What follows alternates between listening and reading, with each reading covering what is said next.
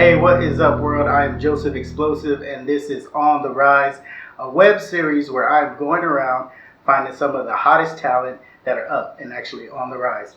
Today I got with me Mr. Casi Black, yeah, I'm back feeling awesome. Where the head is at? I don't know, I guess I lost some. Talk my shit, cause a young nigga ballin'. About to take a knee like my first name calling. Money on the phone and it won't stop calling. Do not disturb me when Benji is talking. They say I'm the problem that nobody's solving. If they build a wall, then the Trump Tower falling. Hood politicking with all of my niggas. Don't gotta listen, but you sure gon' feel us. Yeah. What is up, Casi? Everything. Numbers, productivity, everything. Man, so he jumping right into it. For some of you guys that don't know, Casi Black is an Arizona rapper. But above all that, or in equivalence with all that, you started your label, 50/50 Brand. Tell me a little bit about that, how you came up with the name, and what's the idea and concept behind it all. So 50/50, the brand and the label, is basically combining fashion with music because it's something, it's just natural. It just naturally folds. As far as 50/50 goes, I was on the phone with my dude Jibo, and I was telling him, I was like, man, it's nothing out there where if you doing something with somebody else, it's 50/50. So I was like, we're gonna do this like how we do in the streets. Me and you make a deal, it's 50/50.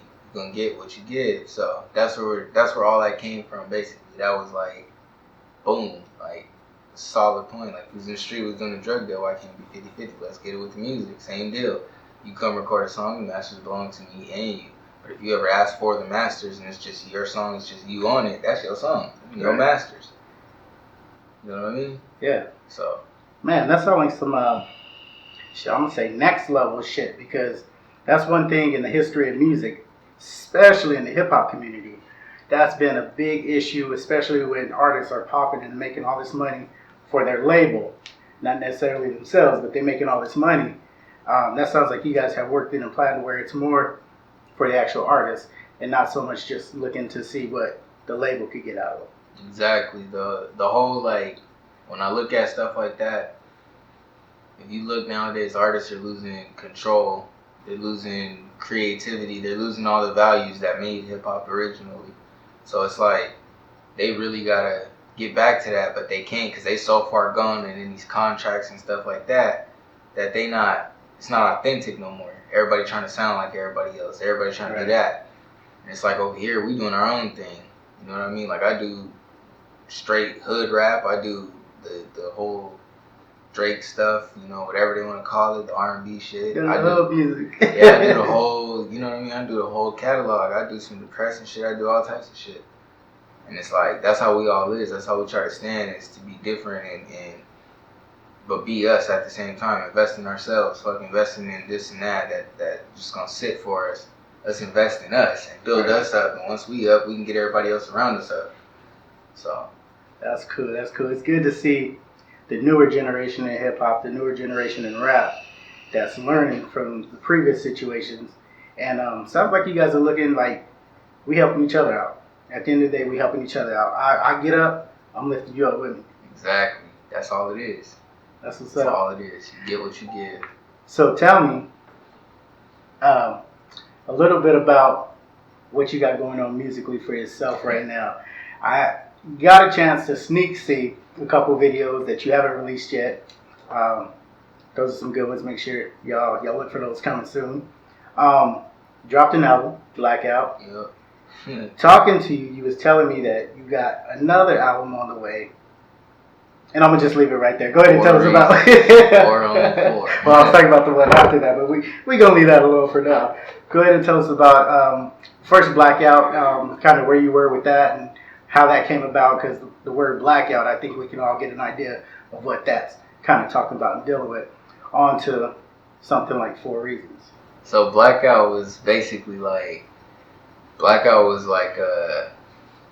I'm trying to find like the perfect way to say it. It was like my wild boy moment. Motherfucking blackout, yeah, hey, it's a motherfucking blackout. Better watch where you at now. That nigga Casi Blackout. It don't matter who you is, anybody can black out. Niggas wanna blow you back out, never back down. Welcome to the blackout. Hey, to the blackout, yeah, the motherfucking blackout. Yeah, blackout, blackout, blackout. Give me all the smoke, this is not a joke. My enemies left me no choice. I ain't letting up. Thomas Ryan pulling up in the Royce. Shutting it down, y'all ain't making no noise. I got the talent and voice. Doing 80 on a 10 with G-Bo sipping some in. That money be calling. Number 8 Kobe ballin'. Line popping like Crisco. Shit come in, I just let it go. Study my book, stayed in my bag. Don't be big mad, thank for the Lord. Bless me with all that I have. All they told me I'ma make it. Kush clouds keep me hazing. Franco keep me on safety. Key K, now we famous. It's the first time that I dropped the tape on the day I said I was gonna drop the tape.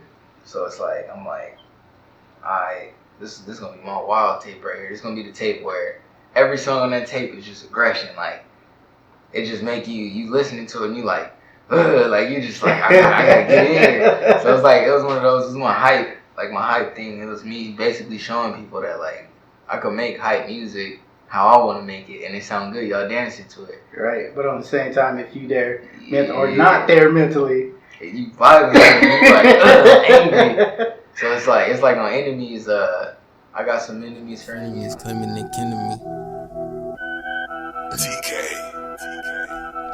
Hey. I got some enemies, frenemies, claiming they kin to me. Hate the beginning me, wanna put it into me. Hey, how I flex. Don't be mad, nigga, get you a check. It's a blackout, Casi Blackout. Tell lights bright when a nigga back out. LED illuminated ice, shine bright like the stars in the sky. Wish a nigga would, I'll take a nigga life. And then it's like when you angry, you like, shit, I got some enemies, nigga. I'm out here like jeweled up, I'm ready to go. So it's like one of those things where, you know, you hype, you turned up. And it's like every track on there was like that. It was a turn up or anger song. So it was me showing everybody, like, look, this is what I can do. If I really want to play around and joke, this is what I can do. 4 Reasons in 9-6 is going to be like, okay, that nigga's nice. Like, he's nice. he's serious. Yeah. So those are going to be more like my passionate sides of me, the stuff that people don't get to see all the time. You know, everybody telling me I'm the guy who walk around mad at the world. I'm not mad at the world. I'm looking around, watching what's going on, and I'm ready for whatever. And my face don't express that I'm thinking, but I'm thinking. So, right, it's one of those. So with these albums, you mentioned Blackout. That's kind of the turn up. I'm ready for whatever. Mm-hmm. Moving into 4 Reasons. Tell us a bit about that and where your mind, where your heart is in that one.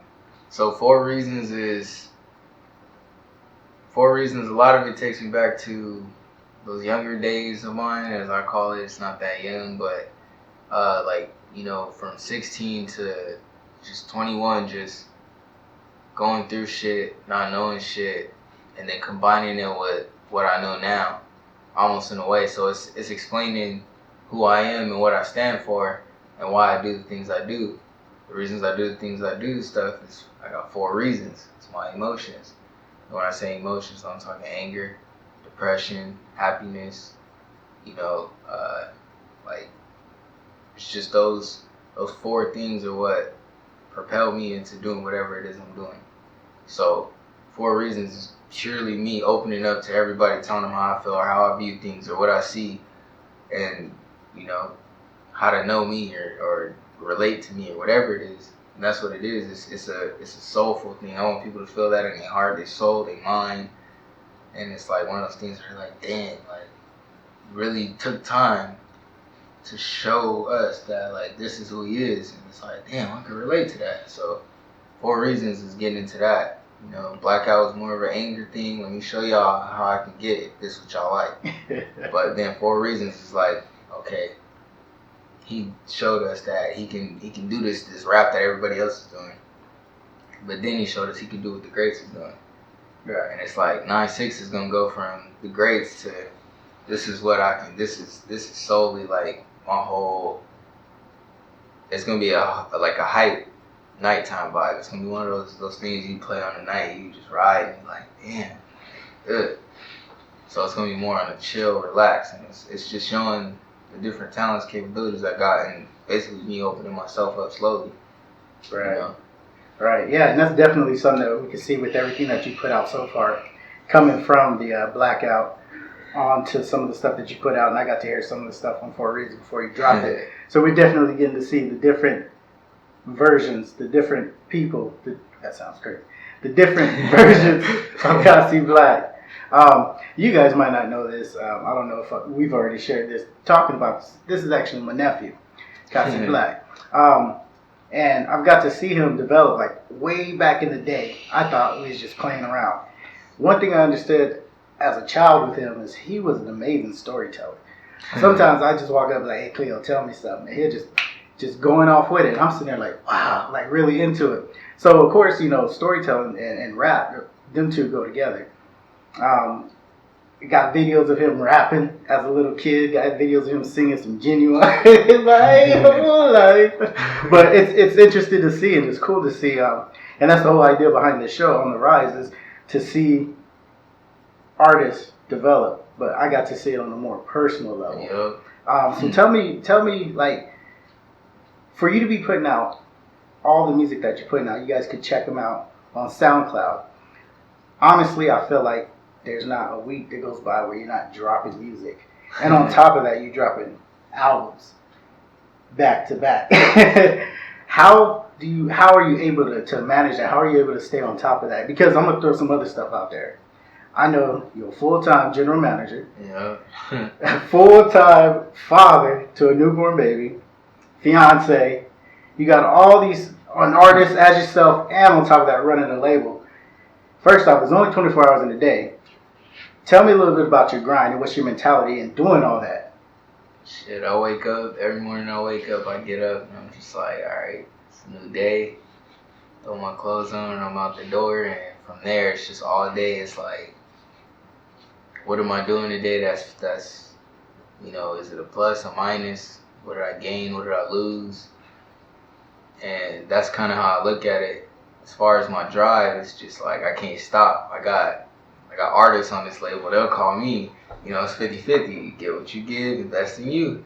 So if something not getting done, they calling me and they like, yo, I did mine. Where you at on yours? So I don't get to really stray away from that. And it's like I got my girl and she'll come tell me if it's 2, 3, 4, how many ever days it is, and I ain't touched nothing. They ain't rapped, they ain't walked around the house or saying nothing. She's like, yo, what are you doing? Wasting time? You wasting talent? What we doing today? And so it's like, and then my kids, I got my kids. I just did, what was that song called? I did so many songs I can't remember the name to it. Grind Until I Get It. I just did that song, so it's like, that's me letting everybody know, like, this is what I'm doing. Right. I want stuff, so every day I get up and I just think about those things, and I'm like, am I getting closer to it or am I getting further away from it? Right. So I just push. I can't sit down. I can't stop. Even when I do get a break, I'm doing something else. I'm doing the other thing that I got to be doing. So it's just basically being real mental and disciplined and knowing that if I fuck something up or don't do something, it's going to affect everybody else. It's going to have a reaction. Right. So cool. Be proactive. So tell me, I'm going to put you on the spot a little bit. Tell me your favorite and worst songs that you've done so far. We'll start with your favorite. I already know the one that he likes the least, and it's not because it's a poor quality or whatever. He wasn't bringing it. It's just because it's one of the songs that when people hear it, instantly they're hooked. Singing it. Hey, play that every time he comes around. So I already know how you feel about that one, but we're gonna talk about that in a minute. Tell me what to date. What's your favorite song that you've done? Whether it's you alone or you featuring somebody on there. Damn, that's tough. Cause I don't even listen to the radio no more. Like, I listen to my music, and when I do listen to artists and shit, it's like the norm. Drake, Kendrick, J. Cole, you know what I mean? Like some hip hop head shit. Damn. What's my favorite song, babe? Or throw some top ones out there that really stick out to you. Day One, All the Smoke. My favorite song is Blackout. Blackout. That was the quickest I ever spit a song, came up with a song, anything. That beat was whooping my ass for like 3-4 weeks. And then finally, I just like, the day I was dropping Blackout, I was like, I gotta have a song, Blackout, on here. I have to. And I just threw that in there and started going hard. I just started going ham on it. And I was like, damn, like, it got done. I was like, and it was crazy because I thought it was gonna be the least song anybody really touched, and that turned out to be one of the top ones on Blackout. So I was like, shit. Now as far as my worst song, you already said you know. So they big mad, Versace duffel bag. Take the hatch, ayy. So they big mad, Versace duffel bag, secure the bag. You can't even afford the tag. They hating on me. Guess it's time to cut the grass. They big mad, yeah they big mad. Like I hate to admit this, but I put the least amount of effort in that damn song. Like I was making fun of that song when I first got the beat. I was joking around and I just started going, so they big mad, Versace duffel bag, and the next thing I know, I was like doing that shit and I look over at my girl and she like, keep going, what else comes after that? And I was like, I don't know, I'm playing with this shit. So I just rapped on there and fucking I was going to work and I kept playing it for people at work, and he was like, everybody started catching on. I was like, oh they big man, and everybody started saying it and shit. And then that's when I was like, I had just a chorus and a verse done and another chorus, and I didn't have no second verse done. So when I seen how they reacted, I was like, I gotta write a second verse on here. So I wrote a second verse, put that shit together and put it on SoundCloud, and from there, that shit been on the up. Right. That's the top played song I got on SoundCloud. I don't get it. I don't think people like it. When I did it at the show, it was like when you brought that up to me, it was like people was really vibing with it. Yeah, I remember that night. We went to the show. I don't know how long it was before that show you had actually dropped it, but he was like, I'm performing it. When he told me that, I was like, yes. So some artists went up, and everybody was there. They was repping their people and stuff like that. So what I saw with a lot of the artists that went before Casi was, they'd be there rapping on the dance floor, and then as soon as they person us up, take off, that's time to get a drink or go chit chat and shit like that. So it was pretty much the same thing when Casi went up there. We was rapping, he had his crew with him, had some fans there and stuff too. And we was up there as soon as Big Bad Versace duffel. I swear he got through maybe the third time around saying it. Everybody was up there on the dance floor because he big bad. I was like that. That's how you know when you got some fire right there, when people can instantly jump into it and feel it. So I understand where you come from, because you gotta hear it, you gotta hear everybody say it, but that is definitely a track that's on fire. Much like many of your tracks. You recently released one that sounds different for Casi Black. But me personally, I love it, and I think it's in the realm of where a lot of music is today, and a lot of music that people can feel. I'm talking about Save Me. Tell me how you came up with that, or where the feelings were with that one, because it's definitely something that we can feel is a deep lying song. Yep. So with Save Me, a lot of people thought that I was on some suicidal shit. A lot of people was writing me on SoundCloud, was messaging me on Facebook, Instagram. Yo, we're gonna keep you in our prayers. Don't do it. Right. And then I felt like that was negative feedback for me. Like I was like, damn, I gotta take this song down. So I went to sleep on it. My girl was like, just sleep on it, don't worry about it. I woke up the next day and it was like complete opposite. All day it was people writing me, telling me like, bro, like, thank you. This song saved my life. This song, this. And I was just like, I had charities and shit writing me talking about, like, thanks for bringing suicide awareness and shit. And I'm like,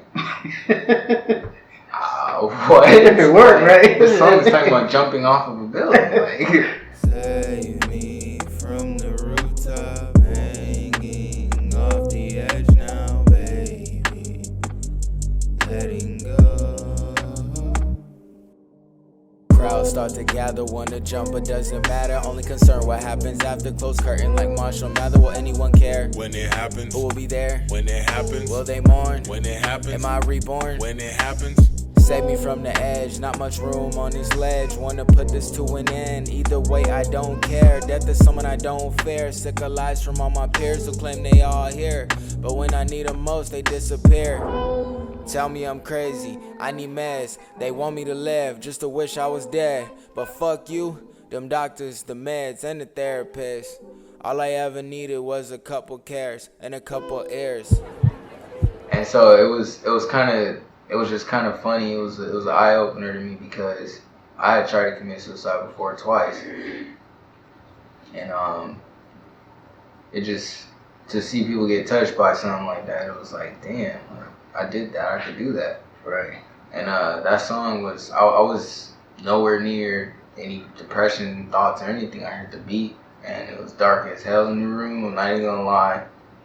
And I started writing, and as soon as that verse part dropped, I was just like, crowd started to gather, wanted to jump like Marshall Mathers, and like I just started going, and then I started writing, and then the chorus part, it was just crazy because it felt like I was supposed to say everything the way it got said. It was, I had chills when I did that chorus because I couldn't believe I was like, the beat had the ride to it already. It was all in the background, and all I did was put lyrics to it. So I was listening to it, and it just came out like I was just like, "Save me from the rooftop, baby," and it was like I got goosebumps, and I was like, "That's it right there." Like I felt that shit in my soul.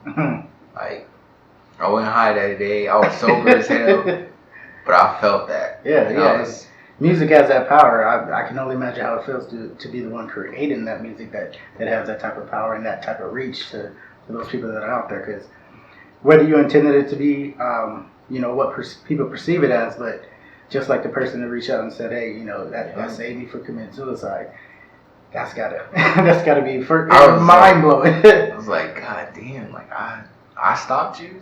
Because, I ain't trying to be an asshole, but, people is doing shit like that. I'm one of them people where I'm like, you ain't gonna do shit. You ain't gonna do nothing to yourself. And it's like, now that, like, even now saying that, I feel guilty because when I was going through that, that's all I wanted was for somebody to listen to me. Right. And it was like, all I was getting was, you young, you don't know what you're talking about, you don't know what's going on, you ain't no problems. And like I said in that verse, all I ever wanted was a couple ears and a couple cares. Like, that's it. That's all you really ever need. You just need somebody to listen to you. Yeah, you older than me. You done been through the damn Martin Luther King riots and all the other shit you talking about you been seen as a kid. But listen to me, because I got a different struggle and path. Your time came past, you went through what you went through. I got to go through something too. Absolutely. So that's how that whole thing like kind of touched me. I was like, damn. That's all people want, is just for somebody to listen. That's why you got negotiators and shit. So. Right. That's the way of looking at it. I haven't looked at it like that. So it's pretty evident that you are definitely on the rise, both as an artist, both with your label. Tell me where you see yourself and everybody that works with you. Where do you see yourself 5 years from now? I ain't gonna say we the next Death Row. I'm not gonna say we the next Bad Boys, but we the next big thing that's coming out of Phoenix. Cause there's so many sucker ass people out here that represent the city or claim the city, and they get put on and they forget where they came from. They get on the red carpet and forget about the city, and that's not what we about. We all from right here. This is where we stand. This is where we walk. Rest in peace to Nip, but I believe the same shit he believed. Like, this is where I came up at, this is where I'm gonna stand, this is where I'm gonna die. And that's how I feel about this city. I can get rich tomorrow. I'm not buying no property in LA. I'm finna come buy the Wrigley Mansion or something out here. I'm finna buy some shit I've been staring at my whole life. So I feel like that's where a lot of artists mess up, is they get rich, they blow up, they go to other cities and stuff, and they retire in those cities, and then they old and they on TMZ and shit. Oh, so and so got robbed by. You not from there. Right. Cool. Yeah. Yippee-yi-yay. You out there. You lived out there. Your stardom was out there. But I'm always come back to where I'm comfortable. This is what I know. I know the desert. I don't know no damn ocean. I don't know no beaches. So why would I go move to LA? Like, I don't know nothing out there. Why would I go out there? Why? Because labels down the street. I don't want them motherfuckers nowhere near me. I don't want them to hand me my check and going on about their business. All right. So it's like, a lot of them mess up with that. I'm going to be here. This is where I'm from. This is where I'm at. This is shit, I grew up behind the Capitol. Like, that means something to me. Like, you know what I mean? So, when I get rich, whoever living in my granny house, I'm buying my granny house. I'm buying the whole damn block. I'm buying Mr. Ware house. I'm buying everybody house. Shit. All in Jefferson from 24th to 27th. 24th Ave, fucking 27th. No, he gonna take it all the way to the 17th. Cousin Phil, I'm getting auntie house too. Hell no. On the pool table. So tell us what's up next. I know you already talked a little bit about it, but tell us what's next for Casi Black, and then also tell the people where they can find you online, listen to your music, follow you, see the big things you do. Bad. 4 Reasons, August 27th, 2019, 7 p.m. drop. Hey. Exclusively. The first one here, bro. They shooting. No, I was kidding. It's my fault. I was like, what the fuck was that? That's a blooper right there. Blooper. Y'all probably couldn't hear, but I got a gunshot bullet for my. I was like. For my text messages, and I got a couple through. You know, I'm a bad interviewer and didn't turn my phone off and stuff, but he important. It is what it is. All right, tell us where you at online. Y'all can catch me on Instagram, Casi_Black3, Facebook, Casi Black, SoundCloud, Casi Black. If y'all motherfuckers really want to find me, I'm in my city at all times. Go ask anybody where Casi at, and they gonna be like, shit, where you from? Nah, you straight. Yeah, it's on the rise though. We on the up. We on the rise. Well, I'm gonna definitely check back in with you sometime later. We're gonna see more of the progress that you're doing. I want to thank you guys for watching On the Rise, presented by Burning Buddha Clothing Company.